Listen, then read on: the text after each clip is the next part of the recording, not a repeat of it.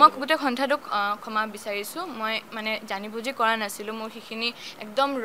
মানে ৰিয়েকশ্যন আছিলে সেইখিনি মই আৱেগত কৰিলোঁ মোৰ ক্ষতি মই এনেকুৱা লাগিলে মোৰ ক্ষতি হ'লে বা মই মৰিবই ওলাইছিলোঁ নেকি সেই ভয়ত মোৰ একচুৱেলি সেই ৰেছপন্সটো ওলাই গ'ল তো মই ড্ৰাইভাৰজনক বা পূৰা গোটেই ড্ৰাইভাৰ সন্থাক মই ক্ষমা খুজিছোঁ মই এনেকৈ নিজতকৈ বয়সত ডাঙৰ মানুহ এজনে এনেকৈ বুকুত হাত দিয়া একো মোৰ কি নাছিলে ৰাইট নাছিলে কিন্তু হয়তো সেইখিনি সময়ত মই মানে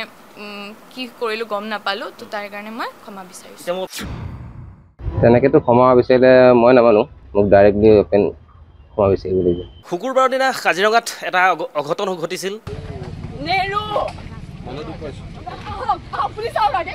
ধৰি আছে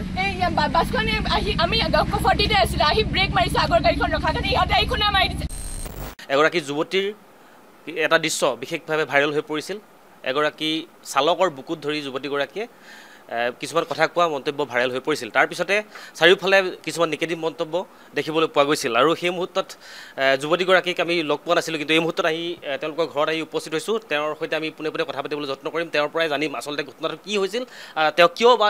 তেনেকুৱা ধৰণৰ কাণ্ড কৰিবলগীয়া হ'ল প্ৰথমে তোমাৰ পৰিচয়টো অকণমান জানিবলৈ চেষ্টা কৰিম মোৰ নাম দৰ্শনা কলিতা হয় মই গ্ৰেজুৱেশ্যন এই বছৰ কমপ্লিট হ'ব মানে মই 5th চেম এইটো লাষ্ট ইয়াৰ মোৰ তো মানে আমি ফুৰিব গৈছিলোঁ আমি ফ্ৰাইডে কিহত গৈছোঁ শিৱসাগৰ গৈছিলোঁ মোৰ মা দেউতা এনেকৈ মাহীহঁত তো আমি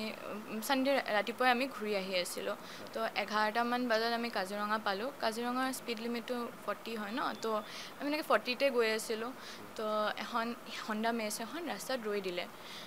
হণ্ডা মেচখনৰ আগেদি হয়তো কিবা এটা গৈছিল সেইটো ভালকৈ গম নাপালোঁ এখন গাড়ী ৰৈ দিলে ৰৈ দিয়াৰ লগে লগে পিছৰ ইয়ন এখন আছিলে ইয়নখনো ৰৈ দিলে ইয়নখনৰ পিছত আমাৰ বেলিনখন আছিল আমিও ৰৈ দিলোঁ আমি ৰোৱাৰ 5 ছেকেণ্ড 3-4 পৰা 5 ছেকেণ্ডমান পিছত এখন পিছফালৰ পৰা বাছ আহি আমাক এনেকুৱা খুন্দা মাৰিছে আমি যে আগৰ গাড়ীখনক খুন্দা মাৰিছোঁ আগৰখনক খুন্দা মাৰিছে তো মই পিছফালে বহি এনেকৈ আগুৱাই গৈছোঁ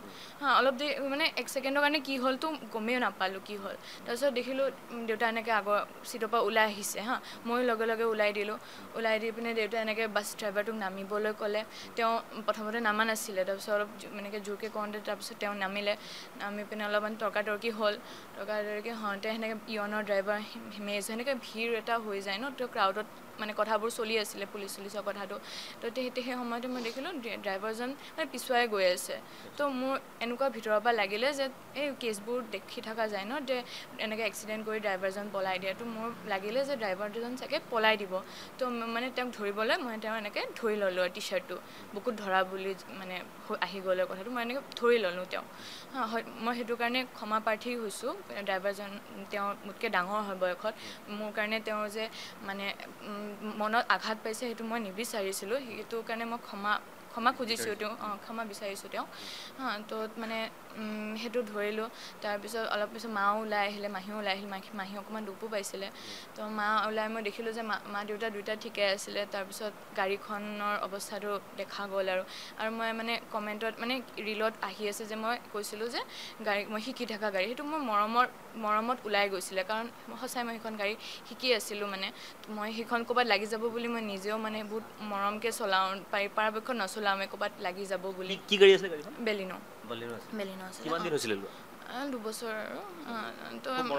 মৰমত ৰাখিছিলোঁ মই মায়েও ধুৱে ময়ো ধুওঁ পাপাটো এনেকৈ নাথাকে মই ধুওঁ গাড়ীখন কাৰণে এনেকৈ ওলাই গ'ল আৰু কিন্তু মই এতিয়াও কওঁ যে গাড়ীখনতকৈ মানুহকেইটা যে বাচিছোঁ সেইটো কাৰণে মই মানে আমি বেছি ভগৱানৰ কৃপাত আমি যে বাচিছোঁ সেইটো বেছি ইম্পৰ্টেণ্ট হয় কিন্তু চাৰিওফালে এটা দৃশ্য ভাইৰেল হৈছে যে বুকুত ধৰি লৈ আহিছিলে এইটো দৃশ্য যথেষ্ট ডাঙৰ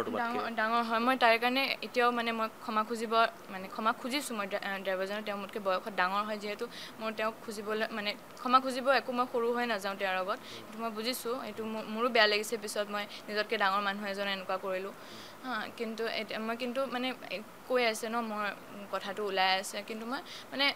মা পিছফালৰ পৰা কৈ আছিলে এৰিব মই নেৰোঁ বুলি কৈছিলোঁ কাৰণ সেইখিনি সময়ত মানে মোৰ এনেকুৱা লাগিলে তেওঁক এৰি দিলে চাগে তেওঁ গুচিয়ে যায় নেকি হয়তো তেওঁ নগ'ল হয় সেইখিনি সময়ত কেনেকৈনো গ'ল হয় কিন্তু সেইখিনি সময়ত মোৰ আৱেগটো সেইটো নাছিলে যে মানে অত্যন্ত খং উঠি গ'ল আৰু কাৰণ মা দেউতা আছিলে গাড়ীত গাড়ীৰ অৱস্থা নাই মই নিজেও এনেকুৱা এটা হৈ গ'ল যে চাগে মৰিয়ে গ'লোঁ হয় নেকি অলপৰ কাৰণে বাচিছোঁ তো সেইখিনি সময়ত এটা কি হয় খঙত মানে হাতখন এৰা নোযোৱা হ'ল তো কোনোবাই এৰিব দিলেও মোৰ মানে খঙত সেইটো এৰা যোৱা নাছিলে কিন্তু পুলিচজন অহাৰ লগে লগে মই এৰি দিছোঁ কাৰণ মই জানো যে আমাৰ আইন আছে আইন আমাৰ লগত আছে মানে মই যদি এৰি দিওঁ আইনে ধৰি ল'ব তেওঁ যে গোটেইটো ড্ৰাইভাৰ যি সন্থা আছে তেওঁলোকেতো এতিয়া তোমাৰ এগেইনষ্টত কৈ আছে তেওঁলোকক কি ক'বা এতিয়া তেওঁলোকক মই ক'ব বিচাৰিছোঁ মোৰ ড্ৰাইভাৰজনৰ মানে প্ৰতি এগেইনষ্টত মোৰ একোৱেই নাই ড্ৰাইভাৰজনক এতিয়াও মানে মই যিহেতু বাচি গৈছোঁ মোৰ মা দেউতা বাচি গৈছে মাহীও একো হোৱা নাই তেতিয়া মই ড্ৰাইভাৰজনক ক্ষমা খুজিবলৈ মোৰ অলপো মানে লাষ্ট লগাব লগা কথা নহয় তেওঁ মোতকৈ বয়সত ডাঙৰ সেইটোলৈ একো নাই তো ইমান মানে মোৰ এগেইনষ্টত ইমান কথা মানে মই বিচৰা নাই মই এজনী সৰু ছোৱালী মোৰ বয়স 20 বছৰ তো কেনেকৈ সেইখিনি চিটুৱেশ্যন হেণ্ডেল কৰিব লাগে সেইখিনি এতিয়ালৈ মোৰ জ্ঞান হোৱা নাই মই প্ৰথম সেনেকুৱা চিটুৱেশ্যন এটা ফেচ কৰিছোঁ তো সেইখিনি সেনেকুৱা চিটুৱেশ্যনত কেনেকৈ আৱেগত মই মানে ফেচ কৰিব লাগে সেইখিনি মোৰ অহা নাছিলে আৰু যেনেকুৱা ৰেছপন্স পুটুককৈ ওলাই গ'ল সেইখিনি একদম আছিলে আৰু মই কেমেৰা ফেচ কৰা অৱস্থাত নাছিলোঁ কেনেকৈ বস্তুটো মানে ভাইৰেল হৈ গ'ল মই পুটুককৈ বুজি নাপালোঁ আৰু সেইখিনি মই সৰু ছোৱালী বুলি মোক এনেকুৱা মানে মেণ্টেল হেৰাছমেণ্ট টাইপ হৈ গ'ল মোৰ কাৰণে ইমান ভাইৰেল হোৱা বস্তুটো হ'ব তেওঁলোকক এতিয়া অকণমান যদি তুমি যদি ক্ষমা ভালকৈ খুজি দিব পাৰা মই গোটেই সন্থাটোক ক্ষমা বিচাৰিছোঁ মই মানে জানি বুজি কৰা নাছিলোঁ মোৰ সেইখিনি একদম মানে ৰিয়েকশ্যন আছিলে সেইখিনি মই আৱেগত কৰিলোঁ মোৰ ক্ষতি মই এনেকুৱা লাগিলে মোৰ ক্ষতি হ'লে বা মই মৰিবই ওলাইছিলোঁ নেকি সেই ভয়ত মোৰ একচুৱেলি সেই ৰেছপন্সটো ওলাই গ'ল তো মই ড্ৰাইভাৰজনক বা পূৰা গোটেই ড্ৰাইভাৰ সন্থাক মই ক্ষমা খুজিছোঁ মই এনেকৈ নিজতকৈ বয়সত ডাঙৰ মানুহ এজনে এনেকৈ বুকুত হাত দিয়া একো মোৰ কি নাছিলে ৰাইট নাছিলে কিন্তু হয়তো সেইখিনি সময়ত মই মানে কি কৰিলোঁ গম নাপালোঁ তো তাৰ কাৰণে মই ক্ষমা বিচাৰিছোঁ এতিয়া মই অন্য এটা কথা সুধিবলৈ বিচাৰিছোঁ যে বৰ্তমান তুমি পঢ়ি আছা বুলি ক'লা মই পঢ়ি আছোঁ গ্ৰেজুৱেশ্যন কৰি আছা কিহত গ্ৰেজুৱেশ্যন কৰি আছা মই BA অনাৰ্ছ কৰি আছোঁ ফিল'চফি ডিপাৰ্টমেণ্ট ফিল'চফিত কৰি দৰ্শন আকলিতে আৰু কিবা কৰে নেকি কিবা কৰি ভাল লাগেনে অকণমান এনেই জানিবৰ কাৰণে সুধিছোঁ মই জিম কৰোঁ মই 3-4 বছৰৰ পৰা জিম কৰোঁ জিম কৰা মোৰ আগতে ৱেইট 82 kg আছিলে 82 kg আছিলে মই এতিয়া 59-60 ভিতৰতে থাকে জিম কৰি 3 বছৰ ধৰি কৰি আছে 4 বছৰ ধৰি কৰি 4 বছৰ ধৰি কৰি আছে এতিয়া জিম শিকাব পৰা হৈ গৈছে নেকি সেইটো প্ৰফেচনেল নহয় আৰু মই নিজৰ কাৰণেই কৰোঁ আৰু সেইটো নিজৰ কাৰণে কৰা 82 ৰ পৰা এতিয়া কিমান হ'লগে এতিয়া 59-60 বাহ বঢ়িয়া আৰু তাৰ বাহিৰে আৰু কিবা কৰি ভাল লাগে মই আৰ্টত ভাল হয় এনে মই কমপ্লিট কৰিছোঁ ডিপ্ল'মা গোটেই আপোনাৰ 8 বছৰৰ কোৰ্চ কমপ্লিট কৰি থৈছোঁ 8 বছৰ কোৰ্চ মানে আৰ্টৰ কিবা প্ৰদৰ্শনী কৰবাত গৈছে নাই সেইটো অকল মোৰ ইণ্টাৰেষ্ট আছে কাৰণে আৰু মানে আৰ্ট আৰু জিম কৰি বেছি ভাল লাগে বাৰু যিয়ে নহওক তোমাৰ আমি সেই আকৌ ল'ম বা দেউতাকৰ ওচৰলৈ আহিছোঁ অকণমান আপোনাৰ পৰা দুআষাৰ জানিবলৈ চেষ্টা কৰিম যিদিনা ঘটনাটো হ'ল ঘটনাটোক লৈ ইতিমধ্যে তাই গোটেইখিনি কথা কৈছে আপোনাৰ পৰা অকণমান জানিবলৈ চেষ্টা কৰিম সিদিনা আপুনি গাড়ীখন চলাই আছিলে মই গাড়ী চলাই আছিলোঁ গাড়ীখন চলোৱাৰ পিছত আপুনি ঘটনাটো হঠাৎ হোৱাৰ পিছৰখিনি অকণমান কেনেকৈ ঘটনাটো ঘটিলটো গমেই নাপালোঁ তাৰপিছত ড্ৰাইভাৰটোক যেতিয়া মাতি আনিলোঁ ড্ৰাইভাৰটোক সুধিলোঁ মই তোৰোতো বাচ্ছা আছে তই বাচ্ছা লৈ আহিছ গাড়ীত তই ইমান স্পীডত কিয় আহিলি সেই কয় দাদা অলপ স্পীড আছিল মই ব্ৰেক মাৰিছিলোঁ কিন্তু গাড়ীখন জেগাত নৰখিল তাৰপিছত কি ক'ম আৰু এনেকৈ ক'লে বাকীখিনি কথাটো জানেই যিটো যেতিয়া ভাইৰেল হৈ আছে এই আপোনাৰ ছোৱালীজনীয়ে মানে বুকুত ধৰি লৈ অহা সেই বস্তুটোৱে অকণমান বিৰূপ প্ৰভাৱ পেলাইছে মানসিকভাৱে যথেষ্ট অশান্তি দিছে মোক ঘটনা হৈছে কি ড্ৰাইভাৰটো বুকুত ধৰাটো ভুল হৈছে এইটো ময়ো স্বীকাৰ কৰোঁ কিন্তু সেইখিনি টাইমত এনেকুৱা লাগিছিল আমি চববিলাকে পুলিচৰ কথা আলোচনা কৰি থাকোঁতে তাক অলপ বেক হৈ যোৱা দেখিছিলোঁ আচলতে এইটো কথা সিটো হয়তো পলাব বিচৰা নাছিলে কিন্তু আমি আমাৰ থোপটোৰ ভিতৰত কথা পাতি থকা থোপটোৰ ভিতৰত সি নাছিলে সি বেক হৈ গৈছিলে তেতিয়া হয়তো মোৰ ছোৱালী ভাবিলে যে ই পলাব জেনেৰেলি দেখা যায় এইটো হয়েই জেনেৰেলি কিন্তু তাক কোনো এটা থাপ্পৰো মাৰা নাই এক থাপ্পৰ মাৰা নাই তাতকৈ কি ক'ম আৰু কিমান সময় মূৰত পুলিচ আহিছে ধৰক 10 মিনিট 10 মিনিট খবৰটো বিয়পি পৰাৰ লগে লগে আহিছে লগে লগে ওচৰৰ মানুহ আহিলে মোক ক'ৰবাত তাতে থানাৰ নম্বৰ আছে নেকি এজনে ক'লে আছে কোনোবা কাইণ্ডলি থানাত ফোন কৰক না তেওঁ ফোন কৰিলে থানা আহিলে বাই দিছ টাইম তাই ধৰি আছিলে বাই দিছ টাইম কিবা এটা হৈছিলে মোৰ মূৰটো ঘূৰোৱাৰ নিচিনা হৈ আছিলে অলপ মই ঠিক মানে কি কৰিব পৰা নাই আৰু তাৰমানে ইমান বছৰ গাড়ী চলাইছোঁ কোনোদিন গাড়ী এক্সিডেণ্ট হোৱা নাই মোৰ লাইফৰ প্ৰথম এক্সিডেণ্ট সেই বিষয়ে মোৰো নলেজ নাছিলে মানে কি নাই আৰু কি হ'ব পাৰে গতিকে মানে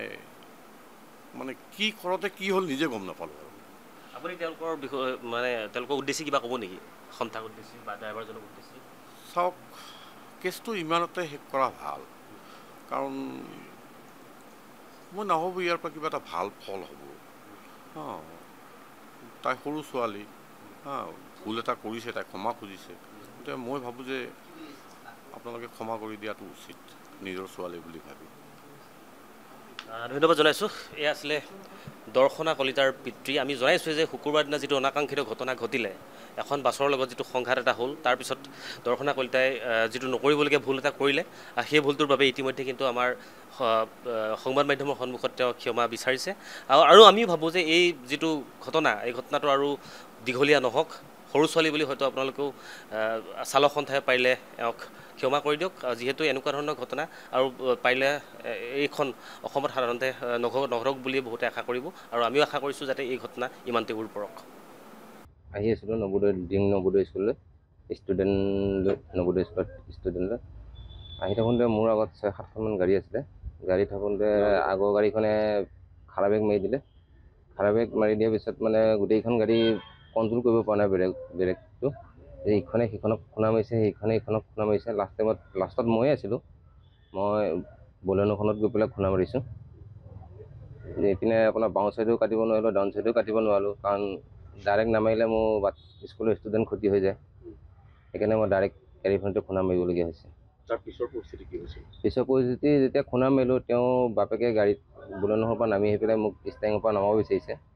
মই নমা নাছিলোঁ। পিছত তেওঁ জোৰ জবৰদস্তি নমালে, মই নামি আহিলোঁ। নামি আহি তেওঁ জীয়েকে মোক বুকুত থাপ মাৰি ধৰিলে। ধৰি পেলাই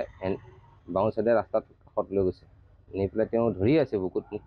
বহুত পাব্লিকে কৈছে যে বুকুৰ পৰা এৰি দিয়ক, ড্ৰাইভাৰজনক বুকুৰ পৰা এৰি দিয়ক। নাই, তাই কোনো পধ্যেই নামানে। তেওঁ মাকেও কৈছে, মাকক ওলোটা ধমকিয়ে দিছে যে নিৰো মই। তাৰপিছত সাংবাদিক গ'ল, সাংবাদিক যোৱাৰ পিছতো সাংবাদিকে কৈছে এৰিবলৈ, নাই তেওঁ নেৰে। পিছত পুলিচৰ মানুহ গৈছে, পুলিচৰ মানুহ যোৱাৰ পিছতহে তেওঁ মোক বুকুৰ পৰা এৰিছে। তাৰপিছত পুলিচে মোক থানালৈ লৈ আহিছে। তাৰপিছত ছোৱালীজনীয়ে কিন্তু আপোনাক যেনেধৰণে ক্ষমা বিচাৰিব লাগিছিল, তেনেধৰণে ক্ষমা খোজা নাই, কি ক'ব? তেনেকৈতো ক্ষমা বিচাৰিলে মই নামানো, মোক ডাইৰেক্টলি অপেন ক্ষমা বিচাৰিব লাগিব। প্ৰশাসনক কি দাবী জনায়? প্ৰশাসনটো একো গুৰুত্বই দিয়া নাই। আমি যেতিয়া কহৰা থানাত আছিলোঁ, আমাক তেওঁলোককহে গুৰুত্ব দি আছে। আপোনাৰ নামটো? শ্ৰী দীপু শইকীয়া। ছোৱালীজনীয়ে কৈছে যে আপুনি খুন্দা মৰাৰ ফলতহে বাকী 4খন গাড়ী এক্সিডেণ্ট নাই, তাৰ আগতেই তেওঁলোকে মাৰিছে। তেওঁলোকে মাৰাৰ পিছতহে মই মাৰিছোঁ। এই ক্ষেত্ৰত কি আগন্তুক কি পৰিকল্পনা আপোনালোকৰ? আগন্তুক পৰিকল্পনা এতিয়া ৰূপন দা আহি আছে, তেওঁ কি সিদ্ধান্ত লয় তাৰপিছতহে জনাব পৰা যাব।